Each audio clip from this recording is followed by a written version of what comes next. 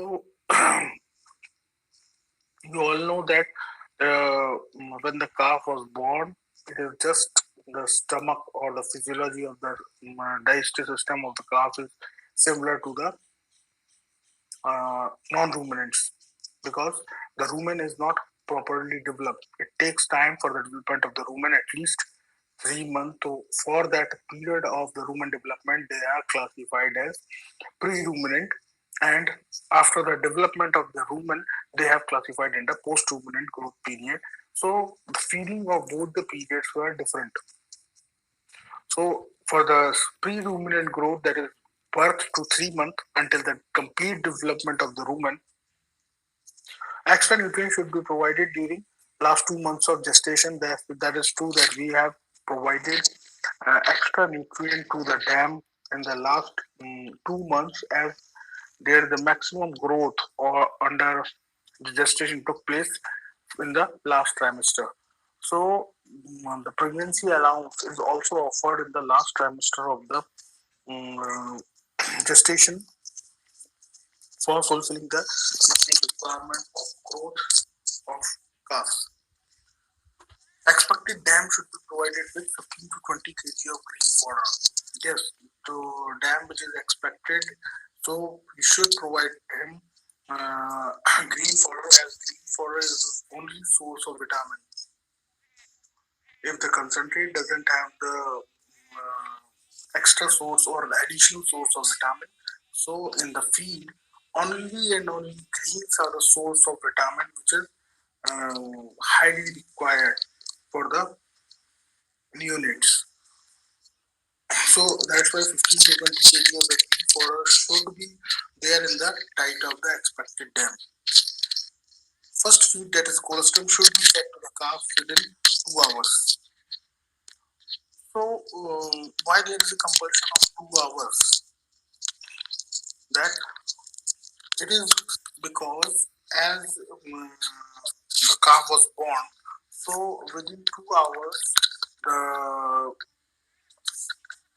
absorption of immunoglobulins through the intestine is maximum, and gradually as the time lapse, the thickening of the intestinal mucosa was there, and nearly about 18 to 24 hours the absorption of immunoglobulins was reduced gradually from 2 hours to 24 hours. Gradually the absorption of immunoglobulins are reduced. So that's why we are emphasizing, or we are emphasizing that the colostrum feeding should be within 2 hours of birth, so that maximum immunoglobulins are absorbed, and which may lead to the uh, immuno boost up of the calf. It should be provided for 3 days. So the colostrum should be provided for 3 days to the calf. Now, what is the importance of colostrum feeding? Protein content of colostrum is 17%, whatever, as compared to the milk, which is 3.5%. So there is a great difference in the protein content of the colostrum and as well as in the normal milk. So protein content is very high, 17%, and in the normal milk is 3.5%. In this protein content, main part constitutes of immunoglobulin. So yes,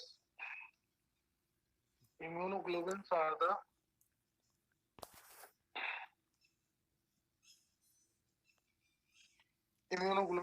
main part of this total protein content of colostrum, and these immunoglobulins are IgM, IgE, and IgA.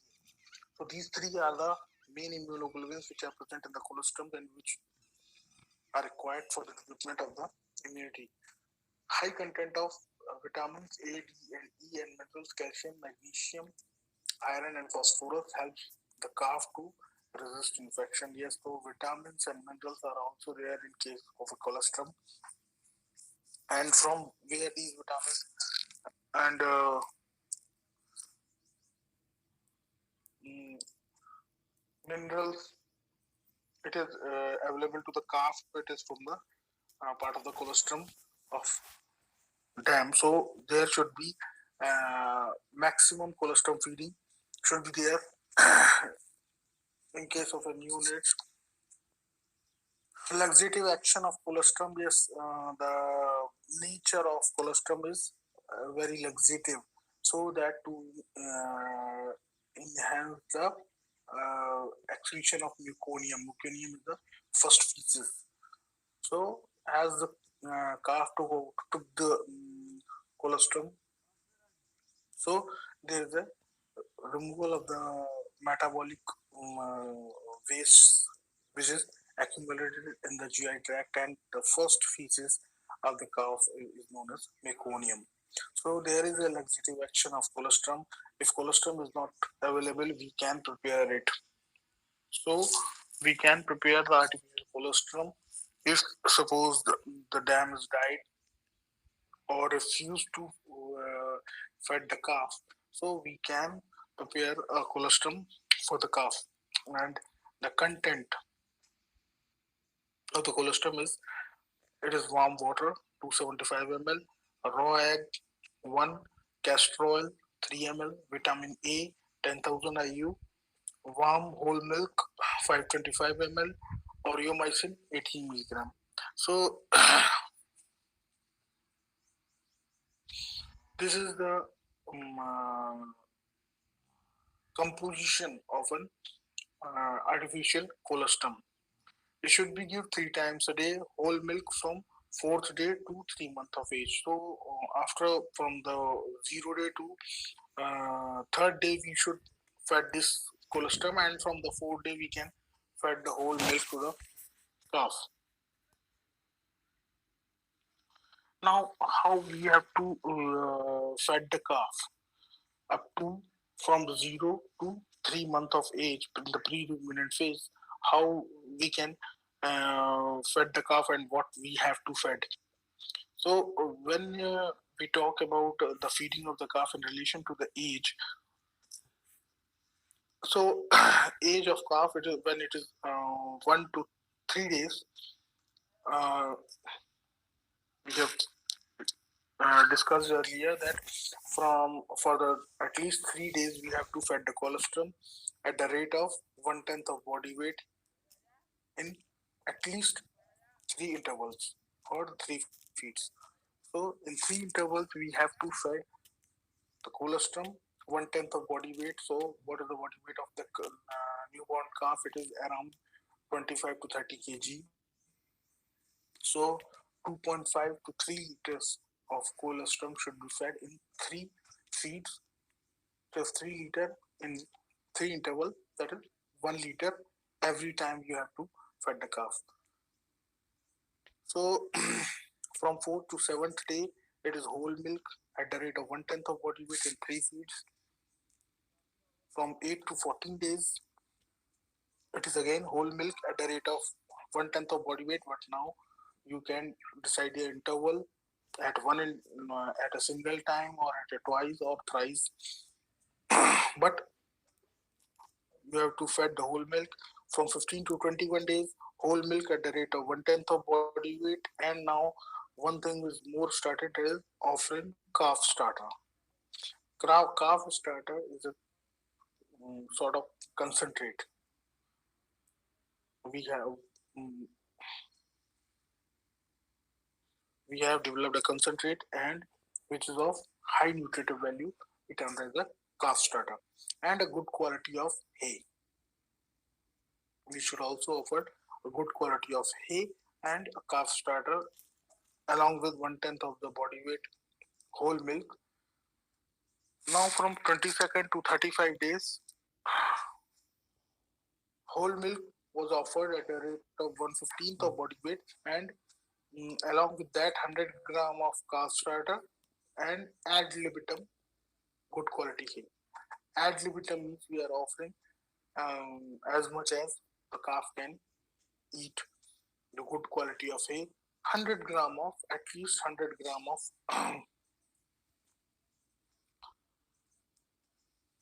calf starter. Up to 2 months, whole milk at the rate 120 of the body weight, 250 gram calf starter, and ad-lib good quality hay. So calf starter should be fed 250 gram along with the whole milk. Now the quantity of the whole milk is reduced from 22nd day. It is 1/15th of body weight for up to 2 months. So it is 120 of the body weight.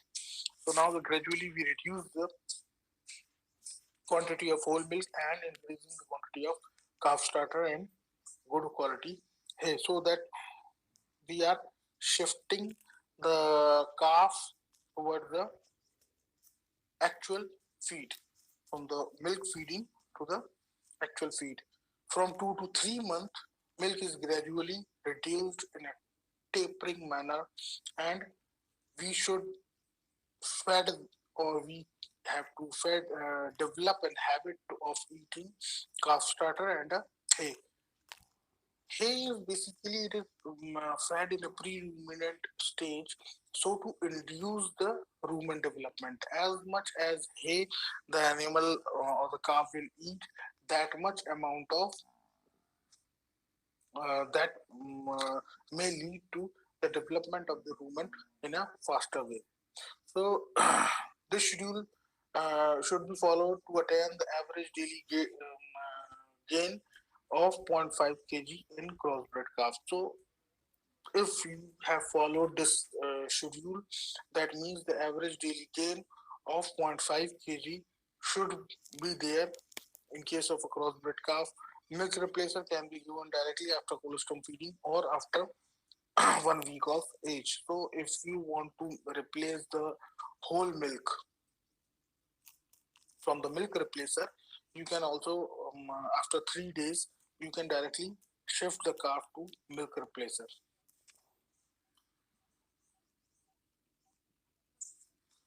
So early introduction of the solid feed helps in the rapid development of the rumen. So as I told you that why we are offering the calf strata and hay in a pre-ruminant stage, so that if there is a the calf will eat a small amount of hay, it may lead to initiation of a faster development of the rumen.